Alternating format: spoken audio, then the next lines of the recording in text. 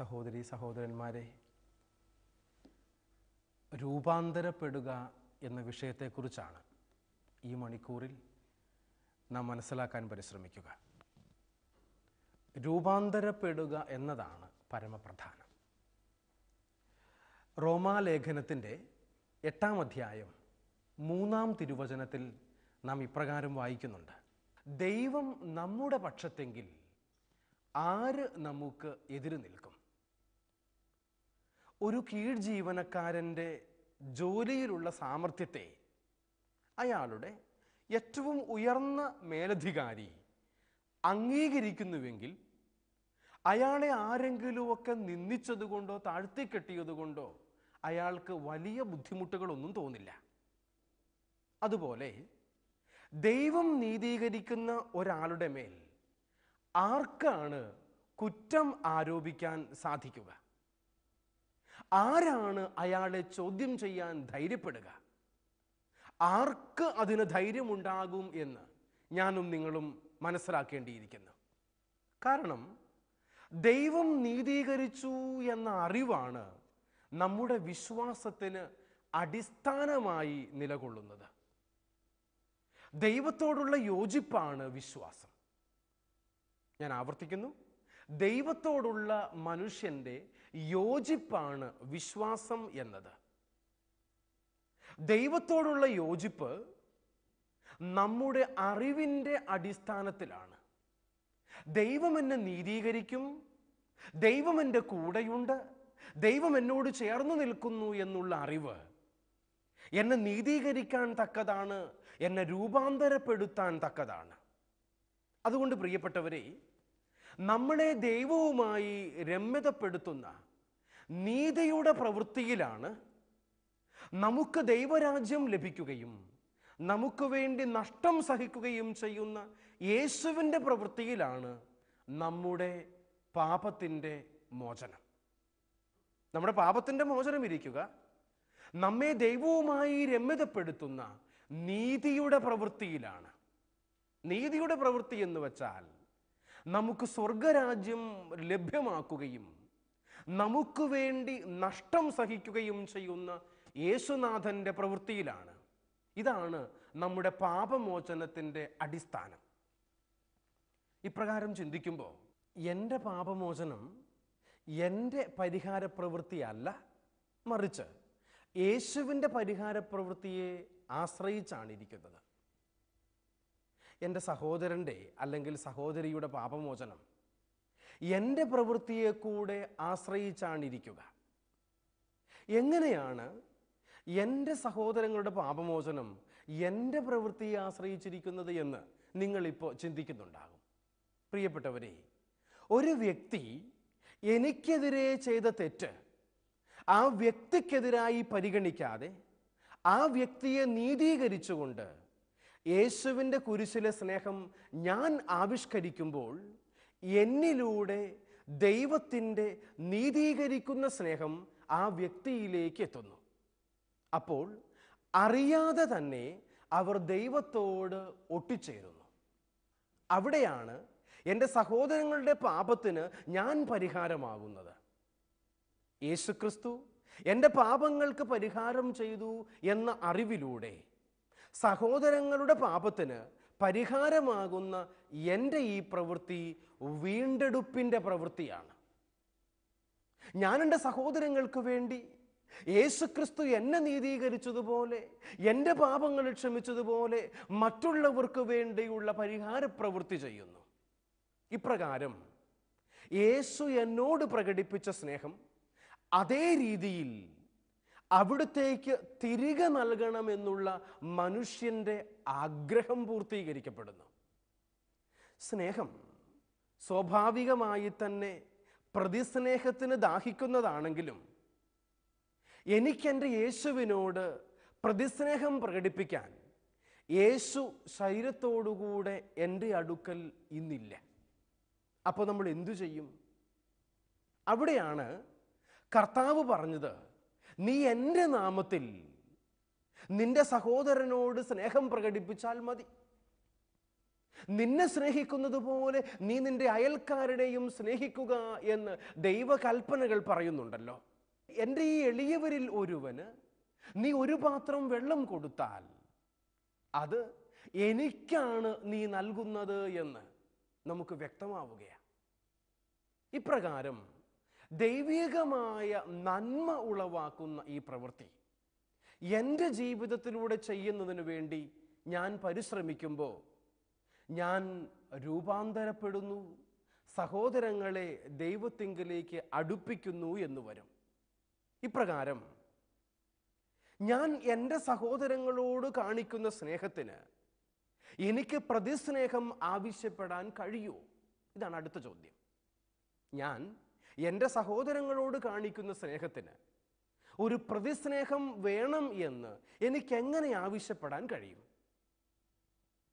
ഒരു കാരണവശാലും എനിക്ക് ആവശ്യപ്പെടാൻ കഴിയില്ല. കാരണം ഞാൻ എൻ്റെ സഹോദരങ്ങളോട് കാണിക്കുന്ന സ്നേഹം യേശുക്രിസ്തു എന്നോട് കാണിച്ച ആദ്യ സ്നേഹത്തിൻ്റെ പ്രതികരണമാണ്, പ്രതിസ്നേഹമാണ്.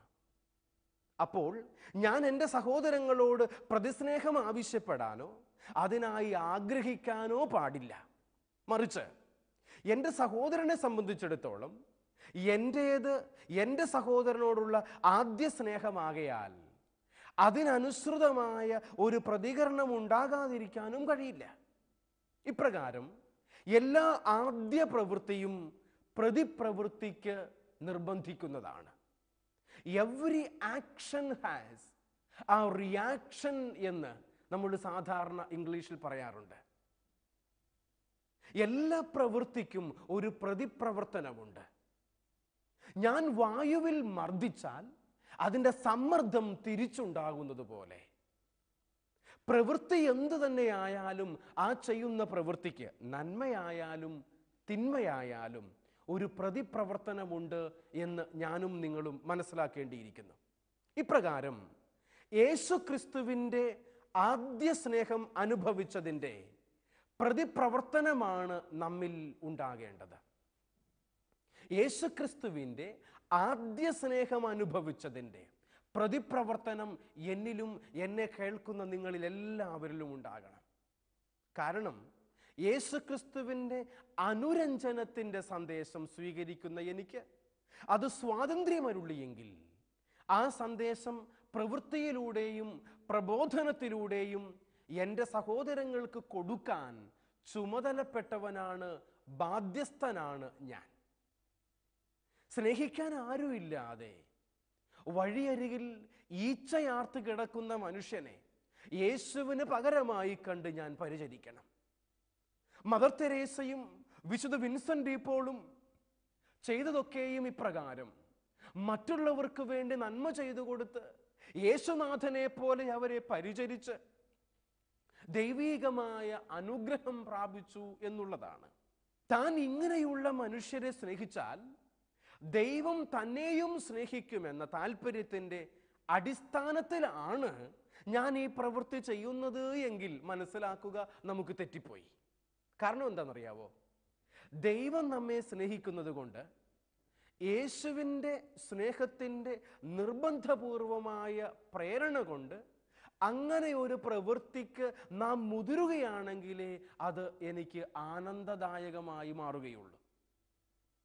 യേശുക്രിസ്തുവിൻ്റെ സ്നേഹത്തിൽ അലിഞ്ഞു ചേരാനും യേശുവിനോട് ഒന്നായിത്തീരുന്നതിനും യേശുവിനോട് ചേർന്ന് രൂപാന്തരപ്പെടുന്നതിനും ഞാൻ പരിശ്രമിക്കുമ്പോഴാണ് തീർച്ചയായും എൻ്റെ ജീവിതം യേശുക്രിസ്തുവിനോട് ചേർന്ന് രൂപാന്തരപ്പെടുന്ന ഒന്നായിത്തീരുക.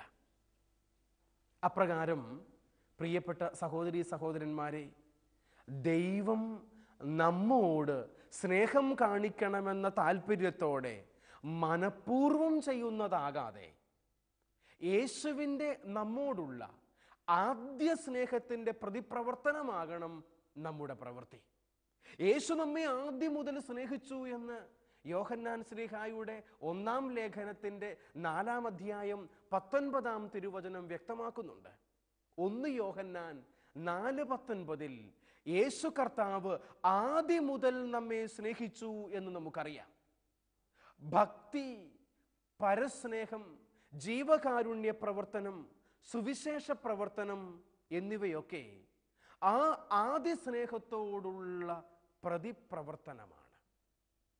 എൻ്റെ ദൈവഭക്തി, ഞാൻ മറ്റുള്ളവരോട് കാണിക്കുന്ന പരസ്നേഹം, എൻ്റെ ജീവകാരുണ്യ പ്രവർത്തനങ്ങൾ, എൻ്റെ സുവിശേഷ പ്രഘോഷണം തുടങ്ങിയവ ദൈവം എന്നോട് കാണിച്ച ആദ്യ സ്നേഹത്തോട് എനിക്കുള്ള പ്രതിപ്രവർത്തനമാണ്, എൻ്റെ റെസ്പോൺസാണ്. ദൈവം നൽകിയ സ്നേഹത്തിന് ഞാൻ കൊടുക്കുന്ന റെസ്പോൺസാണത്, പ്രതിപ്രവർത്തനമാണ്. അങ്ങനെ യേശുവിൻ്റെ ആദ്യ സ്നേഹത്തോട് പ്രതികരിക്കുമ്പോൾ ആ പ്രതികരണത്തിന് ഒരു പ്രതിപ്രവൃത്തി പ്രതീക്ഷിക്കാതെ തന്നെ അത് മറ്റൊരാളുടെ ആദ്യ പ്രവൃത്തിക്ക് പ്രേരണയാവുകയാണ് വേണ്ടത്. ആകയാൽ പ്രിയപ്പെട്ട സഹോദരീ സഹോദരന്മാരെ, സ്വാഭാവിക തലത്തിലും അതിസ്വാഭാവിക തലത്തിലും ഒപ്പം വ്യാപരിക്കാൻ കഴിയുന്ന ഏക സൃഷ്ടിയാണ് മനുഷ്യൻ. നമുക്കറിയാലോ, ദൈവം ഒത്തിരിയേറെ വസ്തുക്കളെ, ജീവജാലങ്ങളെ ഈ ലോകത്തിൽ സൃഷ്ടിച്ചിട്ടുണ്ട്. അതിൽ വച്ചും സ്വാഭാവിക തലത്തിലും അതിസ്വാഭാവിക തലത്തിലും ഒപ്പം വ്യാപരിക്കാൻ കഴിയുന്ന ഏക സൃഷ്ടി മനുഷ്യ സൃഷ്ടിയാണ്. സ്വാഭാവിക തലത്തിൽ കഴിയുന്നത് ജഡിക മനുഷ്യനാണ്. അതിസ്വാഭാവിക തലത്തിലേക്ക് രൂപാന്തരപ്പെട്ടു വരുന്നത് ആധ്യാത്മിക മനുഷ്യനാണ്. അപ്പൊ ജഡികനായും ആധ്യാത്മികനായും എനിക്ക് ജീവിക്കാൻ സാധിക്കുന്നു എന്നുള്ളതാണ് മനുഷ്യന്റെ പ്രത്യേകത. അപ്പൊ ഞാൻ ജീവിക്കുന്ന ഈ സ്വാഭാവിക തലം ജഡികമായ ജീവിതമാണെന്ന് മനസ്സിലാക്കി അതിൽ നിന്നും അതിസ്വാഭാവികമായ ആത്മീയ തലത്തിലേക്കുള്ള ഒരു മാറ്റം, ഒരു വളർച്ച എൻ്റെ രൂപാന്തരീകരണം പൂർണ്ണമാക്കുന്നു എന്ന് മനസ്സിലാക്കാം.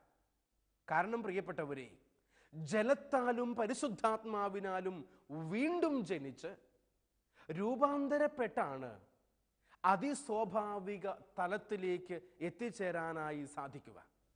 ഈ ചിത്രശലഭത്തിൻ്റെ വളർച്ചയിൽ വലിയൊരു പരിണാമം സംഭവിക്കുന്നുണ്ട്.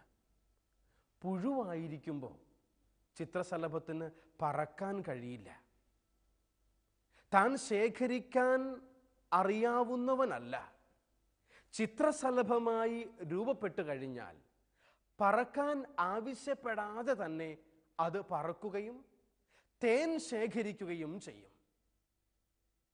പുഴുവിന് പറക്കാൻ പറ്റാത്തതുപോലെയും പുഴുവിന് തേൻ ശേഖരിക്കാൻ പറ്റാത്തതുപോലെയും ചിത്രശലഭത്തിൻ്റെ പ്യൂപ്പയ്ക്കകത്തിരിക്കുന്ന കുഞ്ഞിന് ഇവയൊന്നും സാധ്യമല്ല. എന്നാൽ ആ പ്യൂപ്പയുടെ ആവരണങ്ങൾ പൊട്ടിച്ച് രൂപാന്തരീകരണം സംഭവിച്ച് പുഴു പൂമ്പാറ്റയായി തീർന്നു കഴിയുമ്പോൾ ആരും പറയാതെ, ആരും പ്രേരിപ്പിക്കാതെ ഈ പൂമ്പാറ്റ തന്നെത്താൻ പറക്കാൻ തുടങ്ങും, തന്നെത്താൻ തേൻ ശേഖരിക്കാൻ തുടങ്ങും. കാരണം പ്രിയപ്പെട്ടവരെ, നന്മ ചെയ്യുക എന്നതിനേക്കാൾ ഉപരി രൂപാന്തരപ്പെടുക എന്നതാണ് പ്രധാനം. ഞാൻ ആവർത്തിക്കുന്നു, നന്മ ചെയ്യുക എന്നതിലുപരി രൂപാന്തരപ്പെടുക എന്നതാണ് പ്രധാനം. യേശുനാഥൻ താബോർ മലമുകളിൽ രൂപാന്തരം പ്രാപിച്ചു കഴിഞ്ഞപ്പോൾ അവൻ അതിസ്വാഭാവികമായ തലത്തിലേക്ക് ശിഷ്യന്മാരെയും കൈപിടിച്ചുയർത്തി എന്ന് നമുക്കെല്ലാവർക്കും അറിയാം. അതുകൊണ്ടല്ലേ പത്രോസ് ശ്ലീഹ പറഞ്ഞത്, ഗുരു, നമ്മൾ ഇവിടെ ആയിരിക്കുന്നത് നല്ലതാണ്. ദൈവീക മേഖലയിലേക്ക് ഉയർത്തപ്പെട്ട് കഴിഞ്ഞപ്പോൾ, രൂപാന്തരീകരണം മുഖാഭിമുഖം കണ്ടു കഴിഞ്ഞപ്പോൾ ശിമയോൻ പത്രോസ് വിളിച്ചു പറഞ്ഞു, കർത്താവേ, നാം ഇവിടെ ആയിരിക്കുന്നത് നല്ലതാണ്. ഞാനിവിടെ 3 കൂടാരങ്ങൾ പണിയാം, നിനക്കും മോശയ്ക്കും ഏലിയായ്ക്കും, അതിൽ ഞങ്ങൾക്കും ഒരിടമുണ്ടാകുമല്ലോ എന്ന ചിന്ത തീർച്ചയായും ശിമയോൻ പത്രോസിന്റെ മനസ്സിലുണ്ടായിരുന്നു. ഈ രൂപാന്തരീകരണത്തിന്റെ ദൈവീക മേഖലയിൽ വ്യാപരിക്കാനും താമസിക്കാനും നിവാസം ചെയ്യുന്നതിനും ശിമയോൻ പത്രോസ് ഒത്തിരിയേറെ ആഗ്രഹിച്ചു. പ്രിയപ്പെട്ടവരെ, സ്വാഭാവിക തലത്തിൽ നിന്നുകൊണ്ട് ഒത്തിരി നന്മ പ്രവൃത്തികൾ ചെയ്തു കൂട്ടിയത് കൊണ്ട് മാത്രം നമ്മൾ രൂപാന്തരപ്പെടുന്നില്ല. ഞാൻ പറഞ്ഞല്ലോ, സ്വാഭാവിക തലം എന്നത് ജഡിക മനുഷ്യന്റെ തലമാണ്.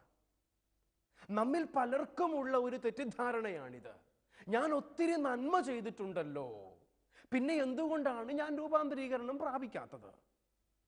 പ്രിയപ്പെട്ടവരെ, ക്രിസ്തീയ ആധ്യാത്മികതയുടെ അടിസ്ഥാനം നിന്നെപ്പോലെ നിന്റെ അയൽക്കാരനെയും സ്നേഹിക്കുക എന്നതോ, ഞാൻ നിങ്ങളെ സ്നേഹിച്ചതുപോലെ നിങ്ങളും സ്നേഹിക്കുക എന്നതോ അല്ല.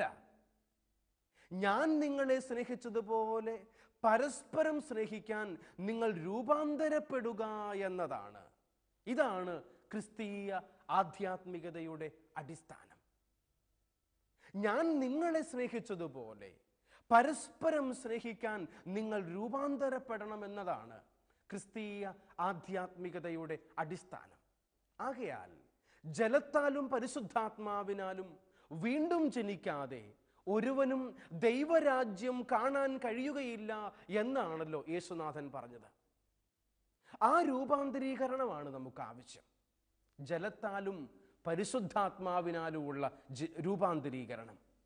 അതിന് ഞാൻ എന്താണ് ചെയ്യേണ്ടത്? വ്യക്തിപരമായി ഞാൻ കണ്ടുപിടിക്കേണ്ട ഒരു ഉത്തരവാണിത്. ഞാൻ രൂപാന്തരപ്പെടാൻ വേണ്ടിയിട്ട് ഞാൻ എന്ത് ചെയ്യണം? പ്രിയപ്പെട്ട സഹോദര, സഹോദരി, അതിന് ഞാൻ ചെയ്യേണ്ടത് ആത്മീയനാവുകയും യേശുക്രിസ്തുവിൻ്റെ മനോഭാവത്തോട് പൂർണ്ണമായും യോജിക്കുകയും ചെയ്യുക എന്നതാണ്.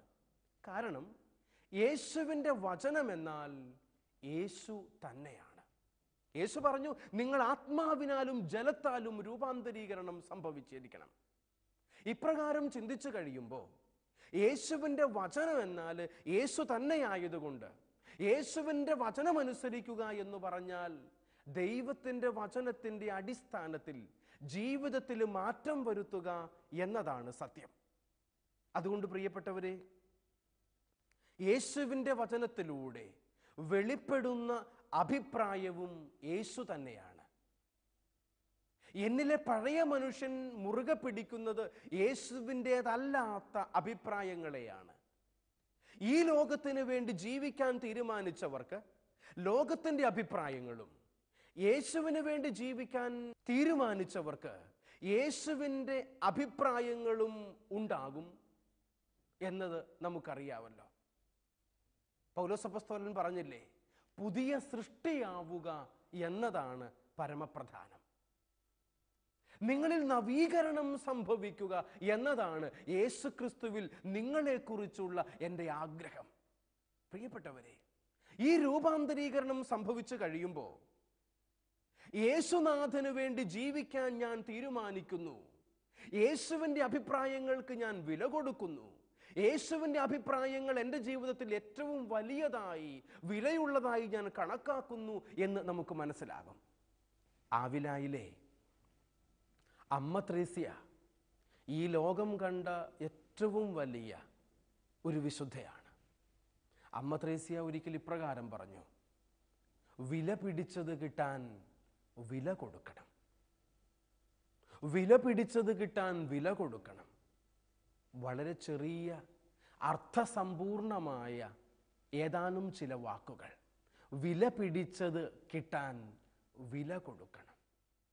ഞാനും നിങ്ങളുമൊക്കെ യേശുനാഥൻ്റെ തിരുച്ചോരയുടെ അനന്തമായ യോഗ്യതയാൽ വില കൊടുത്തു വാങ്ങപ്പെട്ടവരാണ് എന്നുള്ള സത്യം മനസ്സിലാക്കി കഴിയുമ്പോൾ ആ യേശുവിനോട് ചേർന്ന് ജീവിക്കാൻ നമ്മളെ കൊണ്ട് സാധിക്കും.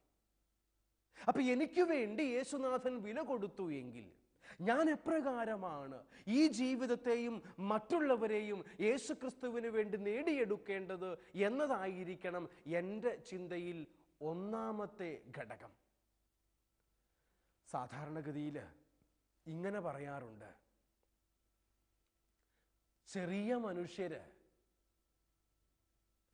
ചെറിയ ചെറിയ കാര്യങ്ങളെക്കുറിച്ചും മനുഷ്യരെക്കുറിച്ചുമാണ് ചിന്തിക്കുക. ആവറേജ് മനുഷ്യൻ സ്വാഭാവികമായ ഒരു നിലവാരത്തിലേക്ക് ഉയർത്തപ്പെട്ടിരിക്കുന്ന ആരെങ്കിലും ആണെങ്കിൽ അവർ സാധാരണഗതിയിൽ ചിന്തിക്കുക സംഭവങ്ങളെക്കുറിച്ചാണ്, ഇൻസിഡൻറ്റുകൾ. എന്നാൽ അതിസ്വാഭാവിക തലത്തിലേക്ക് ഉയർത്തപ്പെട്ട മനുഷ്യർ ചിന്തിക്കുക ഐഡിയാസിനെ കുറിച്ചാണ്, ജീവിതത്തിൽ കൈവരിക്കേണ്ട ഉദാത്തമായ മേഖലകളെക്കുറിച്ചാണ്. ഇപ്രകാരം വില പിടിച്ചതാണ് എൻ്റെ ജീവിതമെന്ന് മനസ്സിലാക്കി, യേശുനാഥൻ തൻ്റെ തിരുച്ചോര കൊണ്ട് വാങ്ങിയെടുത്തതാണ്, വിലക്കെടുത്തതാണെന്ന് മനസ്സിലാക്കി എൻ്റെ ജീവിതം കർത്താവിന് സമർപ്പിക്കാൻ വേണ്ടി ഞാൻ ശ്രമിച്ചു കഴിയുമ്പോൾ തീർച്ചയായും ജീവിതത്തിൽ വലിയ വ്യത്യാസം, വലിയ മാറ്റങ്ങൾ ഉണ്ടാകും, രൂപാന്തരീകരണം സംഭവിക്കും. യേശുവിൻ്റെ അഭിപ്രായത്തോട് അക്ഷരം പ്രതി ഞാൻ യോജിക്കുമ്പോൾ എന്നിലെ പഴയ മനുഷ്യൻ പിൻവാങ്ങുകയും ഞാൻ പുതിയ മനുഷ്യനാവുകയും ചെയ്യും. ഇതാണ് രൂപാന്തരീകരണം. എൻ്റെ രൂപാന്തരീകരണം എന്ന് പറഞ്ഞാൽ യേശുക്രിസ്തുവിൻ്റെ അഭിപ്രായത്തോട് കടുകിട വ്യത്യാസമില്ലാതെ അക്ഷരം പ്രതി ഞാൻ അനുരൂപപ്പെടുകയും യേശുവിനോട് ചേർന്നു നിൽക്കുകയും യേശുവിൻ്റെ വാക്കുകളോട്, ജീവിതത്തോട്, പ്രവൃത്തികളോട് അനുയോജ്യനാവുകയും ചെയ്യുമ്പോൾ എന്നിലെ പഴയ മനുഷ്യനെ ഞാൻ എന്നിൽ നിന്നും ഉരിഞ്ഞു കളയുകയും പുതിയ മനുഷ്യൻ എന്നിൽ രൂപപ്പെടുകയും ചെയ്യും. ഈ പുതിയ മനുഷ്യൻ എന്നിൽ രൂപപ്പെട്ടു വന്നു കഴിയുമ്പോൾ അതിനെയാണ് രൂപാന്തരീകരണം എന്ന് വിളിക്കുക. താബോർ മലമുകളിൽ യേശുനാഥന് സംഭവിച്ചതും ഇതാണ്. തന്നിലുള്ള പഴയ മനുഷ്യനെ ഉരിഞ്ഞുകളഞ്ഞ് പുതിയ മനുഷ്യനെ ധരിക്കുന്നതിന് വേണ്ടി മനുഷ്യകുലത്തെ പ്രാപ്തമാക്കാൻ യേശുനാഥൻ തനിക്കു തന്നെയും ഒരു രൂപാന്തരീകരണം അനുവദിച്ചു കൊടുത്തു. ഇവിടെ ഒരു പ്രത്യേകതയുണ്ട്. രൂപാന്തരീകരണം സംഭവിക്കുമ്പോൾ പരിശുദ്ധ ത്രിത്വത്തിൻ്റെ മേഖലയിലേക്ക് നാം വളരുകയാണ്. പിതാവായ ദൈവം അരൂപിയായി വചനത്തിലൂടെ സംസാരിക്കുകയും പരിശുദ്ധാത്മാവായ ദൈവം മേഘങ്ങളായി കടന്നു വരികയും പുത്രനായ ദൈവം ഇത് സ്വീകരിക്കുകയും ചെയ്യുന്ന ആത്മീയമായ മേഖലയിലേക്ക് വളർന്നു വരുന്ന ഒരനുഭവം.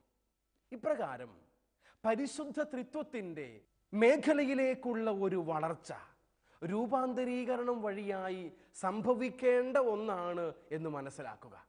അതുകൊണ്ട് പ്രിയപ്പെട്ടവരെ, പരിശുദ്ധ ത്രിത്വത്തെ സ്വീകരിക്കണമെങ്കിൽ, പരിശുദ്ധ ത്രിത്വത്തോട് ചേർന്നിരിക്കണമെന്ന് ആരെങ്കിലുമൊക്കെ ആഗ്രഹിക്കുന്നുണ്ടെങ്കിൽ എൻ്റെ ജീവിതത്തിൽ ഒരു രൂപാന്തരീകരണം സംഭവിക്കണം എന്ന് മാത്രം ആഗ്രഹിച്ചാൽ മതി. രൂപാന്തരീകരണം പ്രാപിച്ചു കഴിയുമ്പോൾ പരിശുദ്ധ ത്രിത്വത്തിൻ്റെ മേഖലയിലേക്ക് എന്ന് പറഞ്ഞാൽ സ്വർഗരാജ്യത്തിലേക്ക് ഞാൻ ഉയർത്തപ്പെടുകയാണ്. ദൈവരാജ്യത്തിലേക്ക് ഉയർത്തപ്പെടുക എന്ന് പറയുമ്പോൾ ദൈവികമായ സാന്നിധ്യത്തിൽ ജീവിക്കുക എന്നാണ് അർത്ഥം. ഈ ദൈവികമായ സാന്നിധ്യം നമുക്ക് നേടിത്തരുന്നത് രൂപാന്തരീകരണമാണ്, ജീവിതത്തിൽ ഉണ്ടാകുന്ന മാറ്റമാണ്. ഈ ജീവിതത്തിൽ മാറ്റം ഉണ്ടാകുന്നതിനെക്കുറിച്ച് പ്രിയപ്പെട്ടവരെ, ആത്മീയ പണ്ഡിതന്മാർ ഇപ്രകാരം പറയാറുണ്ട്: എല്ലാ മനുഷ്യർക്കും 3 തരത്തിലുള്ള മാറ്റം ആവശ്യമുണ്ട്. ഒന്നാമത്തേത് the conversion of the mind, മനസ്സിൻ്റെ മാറ്റം. രണ്ടാമത്തേത് ദ കൺവേർഷൻ ഓഫ് ഹാർട്ട്, ഹൃദയത്തിൻ്റെ മാറ്റം. മൂന്നാമത്തേത് ദ കൺവേർഷൻ ഓഫ് ലൈഫ് അഥവാ ജീവിതത്തിൻ്റെ മാറ്റം. മനസ്സിൻ്റെ മാറ്റവും ഹൃദയത്തിൻ്റെ മാറ്റവും ജീവിതത്തിൻ്റെ മാറ്റവും പൂർണ്ണമാകുമ്പോൾ മാത്രമാണ് എൻ്റെ രൂപാന്തരീകരണം പൂർത്തിയാവുക. ഇപ്രകാരം മനസ്സിലും ഹൃദയത്തിലും ജീവിതത്തിലും മാറ്റം വന്നവരായി ജീവിക്കാൻ ത്രിത്വൈക ദൈവം നമ്മെ എല്ലാവരെയും ശക്തിപ്പെടുത്തട്ടെ എന്ന് പ്രാർത്ഥിക്കുന്നു. നിത്യം പിതാവിൻ്റെയും പുത്രൻ്റെയും പരിശുദ്ധാത്മാവിൻ്റെയും നാമത്തിൽ ആമേൻ.